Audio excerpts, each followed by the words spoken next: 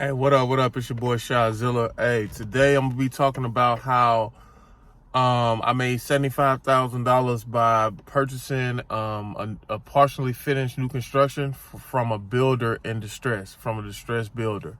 I mean, I know we always talk about finding distressed sellers and everything like that, but it's some distressed investors out here too that you can make some money on, and they got to get out the deal, or they ran out of money, or whatever the case may be.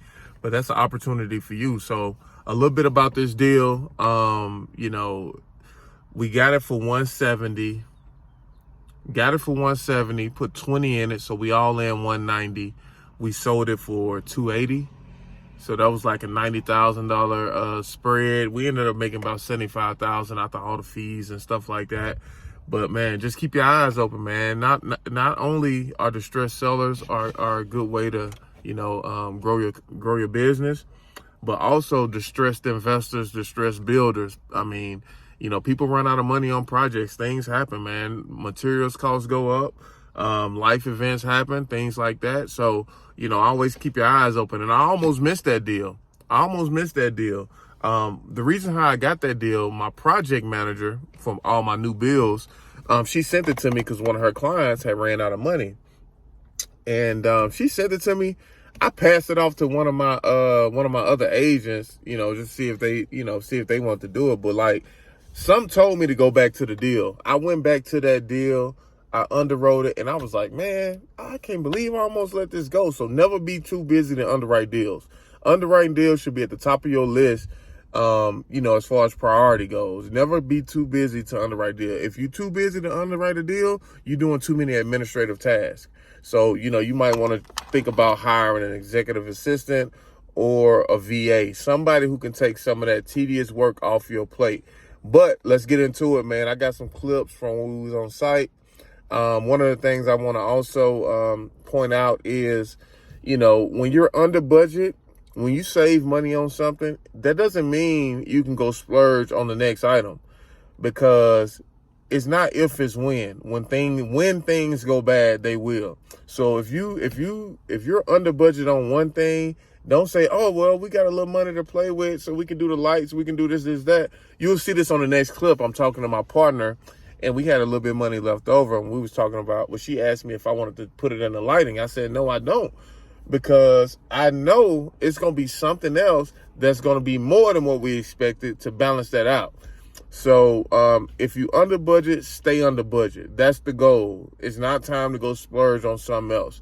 So so I just wanted to give you that little intro so, you can see these clips. This is how I made $75,000 in 6 weeks. Finishing a new construction that somebody couldn't finish. And it was already about 75% completed. So it was a sweet deal. He wanted out, we wanted in. So that's, pause. But that's kind of what it was, man. And hopefully y'all get something out this video. And I'll see you on the next one. Holla at me. What's the price on it? I don't know. I mean, we got like a couple thousand to play around with this. Yeah, we need to play around with that shit in our pocket. Okay. I just want to make sure this one go. It's gonna go, because everything we did, everything proper. The outside, it passed the eye test. Now all we gotta do is focus on the yard.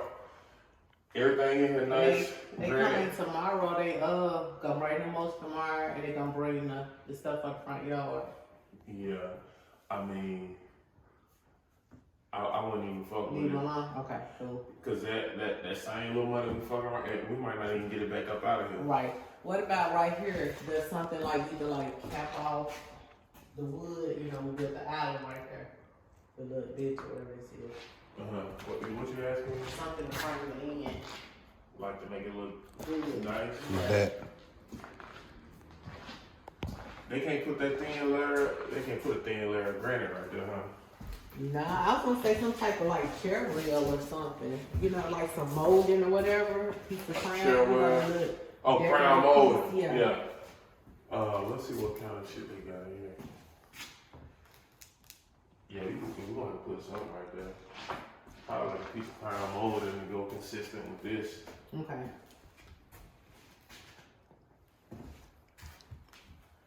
Yeah, that's tight. We got the wet bar, however you want to do it.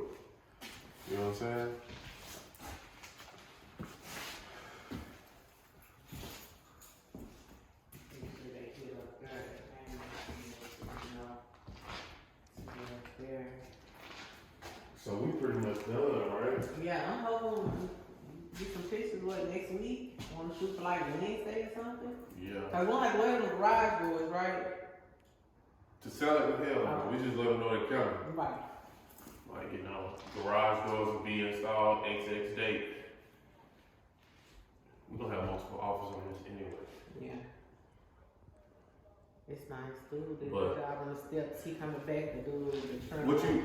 Oh, go ahead. And then some little spindles right here. And like I told him, because he quoted me $3,800 on this. Like I told him, I said, you know, he said, well, we only said steps and rails, but the thing is, rails come all the way down. Right. So he quoted, I guess, 14 to bring these on down.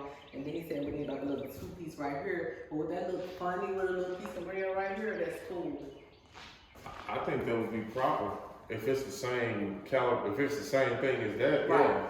So just run like a whole rail or just a half a piece and another belt. You could do 2 pieces. Okay. Because I don't want to look funny. So one Or you probably wouldn't even need, unless that's cold, I wouldn't even put one right there. I put one right there and right here. Okay, because we're going to put 2 spindles right here, 2 spindles right there, and they got to have something to sit. When you say spindles, what color are They white. they? Oh, no. Yeah. Because this will be, the front face will be white, and then this will be gun stock. The colors of my forward. Because they have, what I want, hickory. Yeah, I would put the spindles on both sides then. Yeah, because then we'll have to do all this shit in the lights. I mean, it's new, it just ain't what I would like, you know what I'm saying? Here. This ain't research lights. Change out all of them, so just leave them alone. Yeah. Okay. Will I eat? What size are those units? Actually, you can get a ton and a half. Really, the ton and a half should be on the bottom, but we ain't no package ton and a half. So it's got to be 2 ton. So I was gonna do 2 ton. I think I looked up. It's like 1,900 square foot for this house. So It ain't 19, Well, that's it's what they 15. said, but it's 15. They would count in the garage, so it's 1,500 square feet. We can do a ton and a half. That's the biggest areas up in the attic though, up top. That's the biggest part. I can do but it's got only for the split. Ton and a half only come in a split. It don't come in a package. So the smallest I can go on the bottom floor is, like a 2 ton. That's the smallest. Now I can't do a ton and a half up top. You're gonna lose out when it come down to the heat. Let's say air, really. Not heat, air. Because all that heat from down bottom gonna rise up. So we gotta be able to make that feel good for me.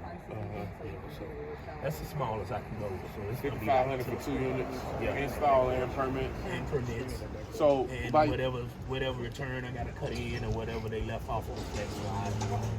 so when you said you went and looked for the permit and they weren't pulled, like Yeah, how it does was that no affect? record of it. How does it affect it now?